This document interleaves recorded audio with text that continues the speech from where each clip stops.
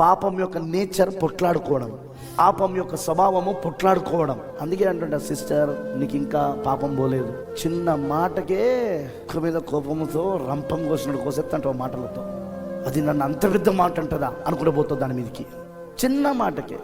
మీకు ఇంకో విషయం చెప్తే ఇక్కడ ఎందుకంటే చెప్పాలని కూడా చెప్తానా, కొన్నిసార్లు దేవుడే ఆ మాటలు నిన్ను అనేటట్లు చేస్తాడు. వాట్? దేవుడా? అవును. ఎందుకంటే అసలు నువ్వు నీలో పాపం పోయిందా లేదా, నీకు కొత్త జన్మ జరిగిందా లేదా అనేది చూడడానికి దేవుడు అనుమతిస్తాడు దాన్ని. అందుకే నువ్వు ఎవరిని ఏమనకపోయినా అందరు నిన్ను అంటారు. నిజమండి నేను చెప్పాను. నువ్వు ఎవరి జోలికి వెళ్ళకపోయినా అందరు మాత్రం నీ జోలికి వస్తూ ఉంటారు.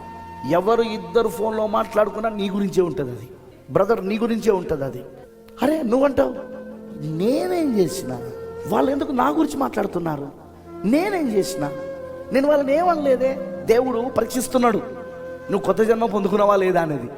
ఎందుకంటే పాపం వలన వచ్చేది ముఖ్యంగా పొట్లాట, ఫైటింగ్. అందుకే దేవుడు కొన్నిసార్లు మన జీవితంలో పలానోళ్ళు ఇట్లా అన్నారు, పలానం ఇట్లా అన్నది అనే మాట వినేటట్లుగా దేవుడు అనుమతిస్తాడు. నిజంగానే వాళ్ళు అంటారు కూడా. అయినా నువ్వు కొత్త జన్మ పొందుకున్నావు కాబట్టి, కొత్త జన్మ పొందుకున్నావు నువ్వు. ఇప్పుడు చెప్తా అది ఏంటిదో. ఆ కొత్త జన్మ పొందుకోవడం వలన ఇప్పుడు నీ స్వభావం మారింది. అది ఆ పాపపు స్వభావం ఇప్పుడు నీ లోపల లేదు.